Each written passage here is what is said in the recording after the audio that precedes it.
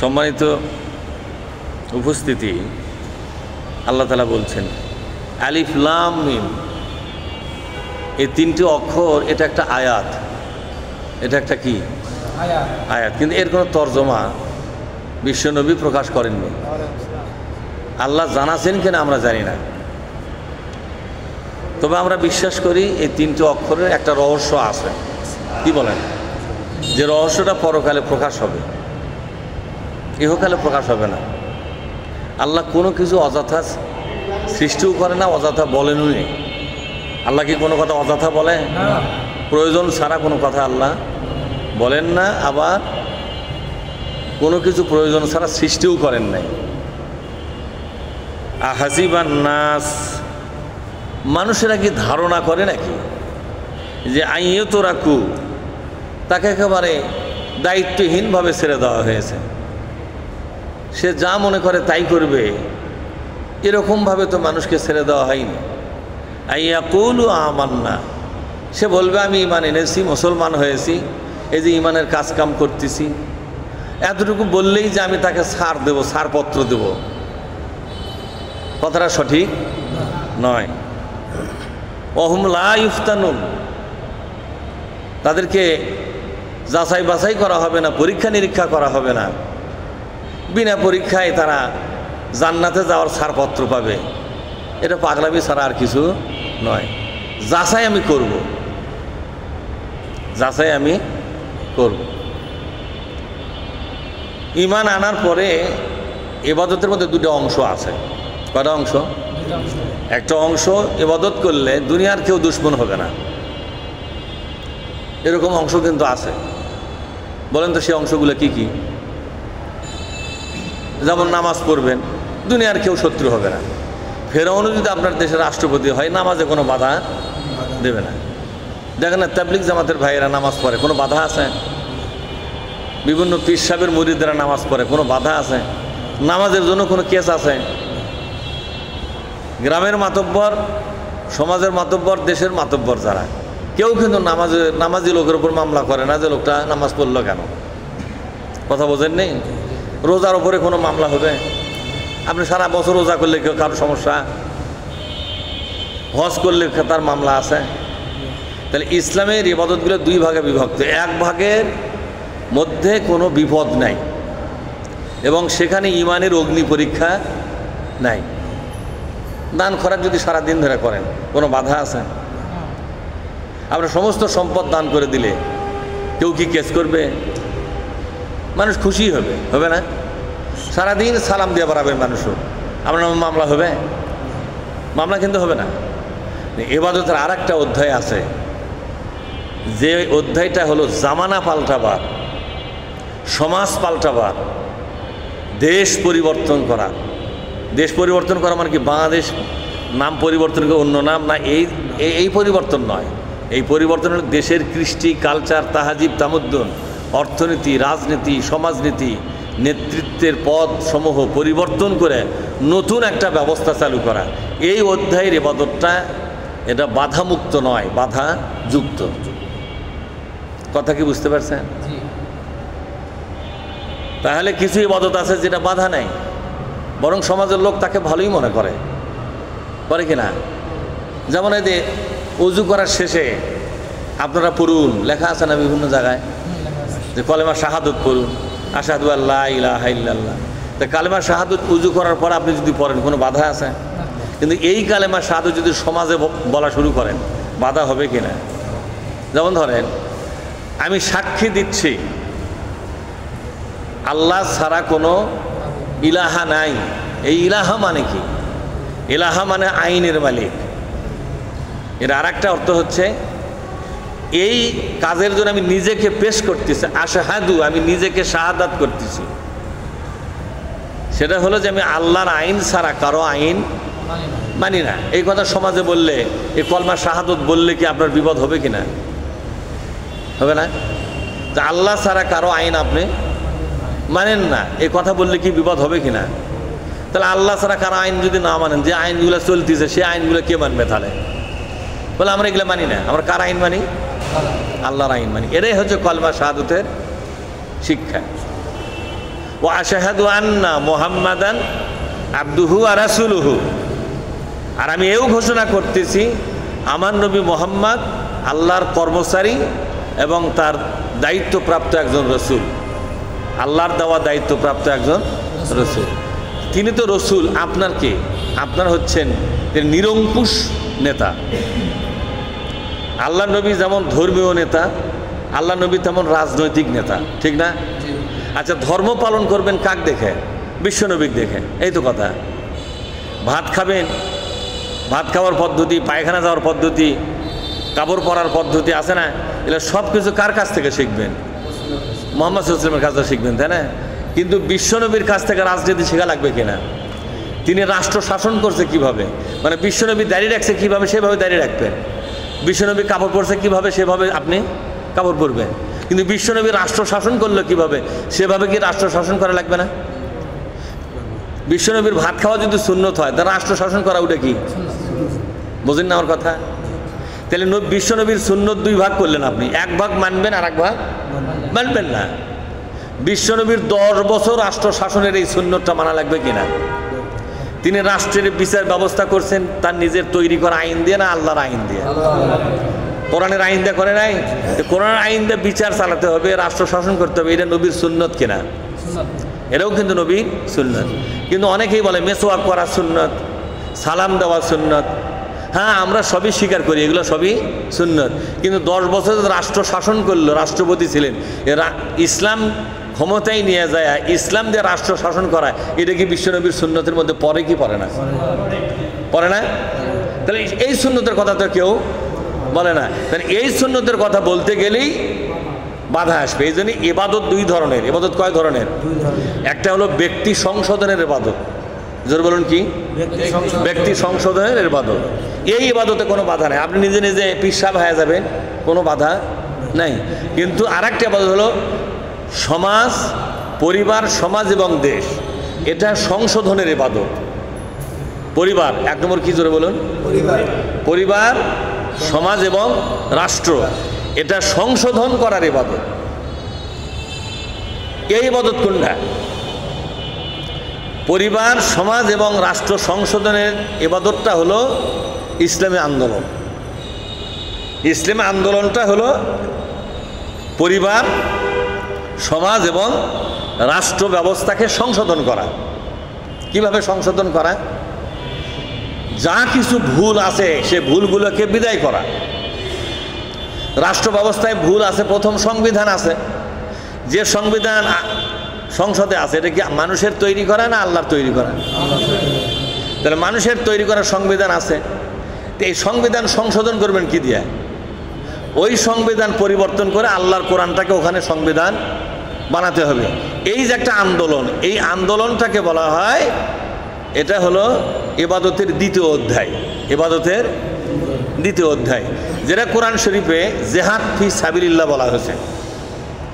তেমন আল্লাহ তাআলা বলছেন, তোমরা কি ধারণা করেছো যে ঈমান আনবে আর ঈমানের প্রথম অধ্যায়ের ইবাদত করবে, অর্থাৎ যে ইবাদতগুলো করলে কোনো সমস্যা নাই, সমাজ এবং দেশ বা কোনো শক্তি বা পরাশক্তি আপনার দুশ্মনও হবে না, আপনার বিরুদ্ধে সংগ্রামও করবে না, আপনার বিরুদ্ধে মামলা মোকদ্দমা কিছুই করবে না, আপনাকে সসম্মানে রাখবে।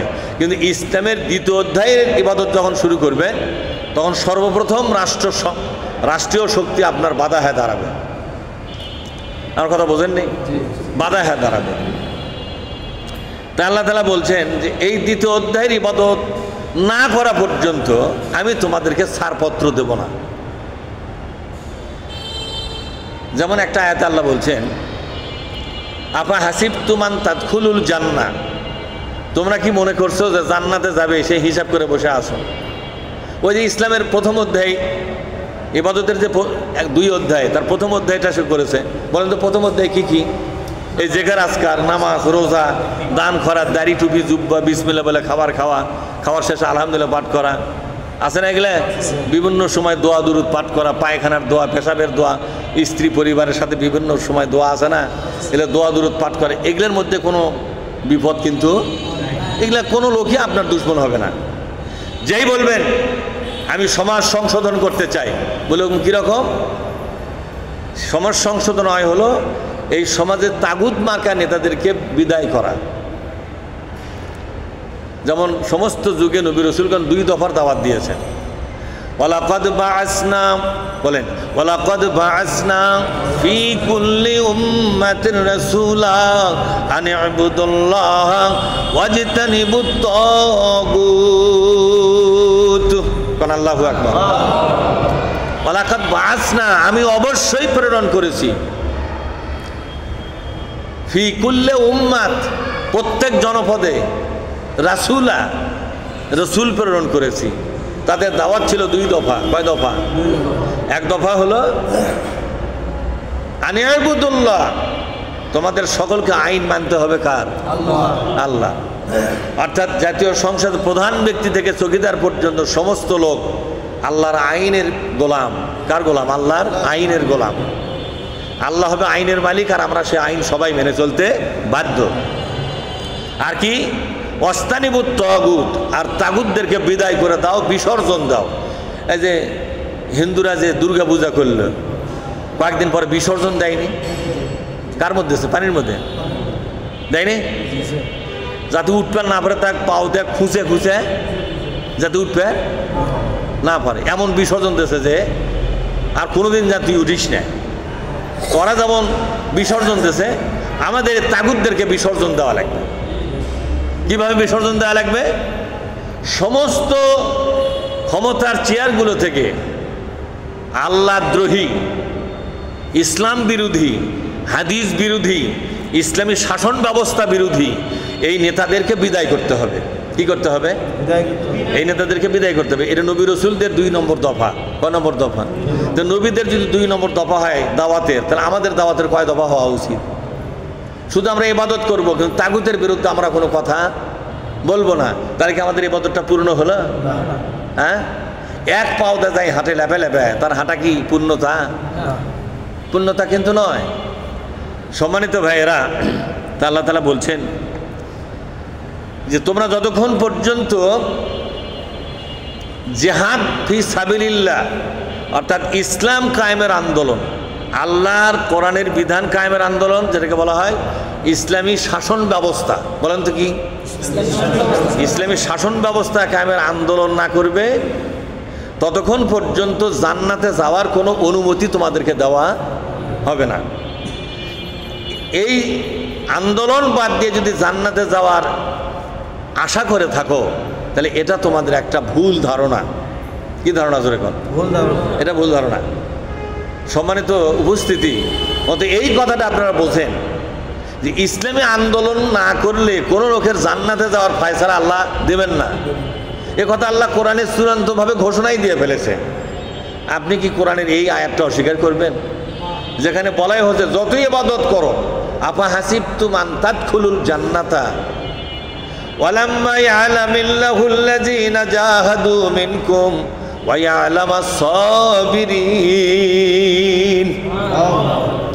যতক্ষণ পর্যন্ত ইসলামী শাসন ব্যবস্থা, আমি কিন্তু বাংলা তর্জমা বলতেছি, যতক্ষণ পর্যন্ত ইসলামী শাসন ব্যবস্থা কায়েমের আন্দোলন না করবে, এবং এই আন্দোলন স্থায়ীভাবে করতে হবে, কন্টিনিউয়াসলি, কোনো বিরতি দেওয়া যাবে না।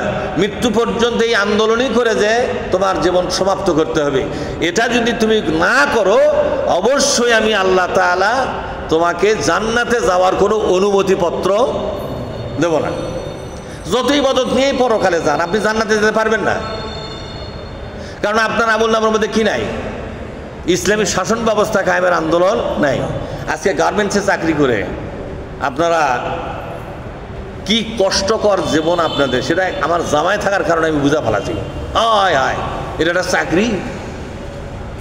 এটা হচ্ছে কৃতদাস মার্কা জীবন, ঠিক না? তার 12 ঘন্টায় কি আর 13 ঘন্টায় কি, কোনো হিসাব নেই। আর খাটনির এগেনস্টে সমপরিমাণ যে সুযোগ সুবিধা, সেটাও কিন্তু হয় না। এত চরম খাটনি করতেছেন দুনিয়ার জন্য, সাথে একটু ইবাদত বন্দিও আপনারা করতেছেন, ঠিক না? উদ্দেশ্য দুনিয়াটা কোনো রকম চলতেছে, চলুক, পরকালে যেন আমি কোথায় যাই?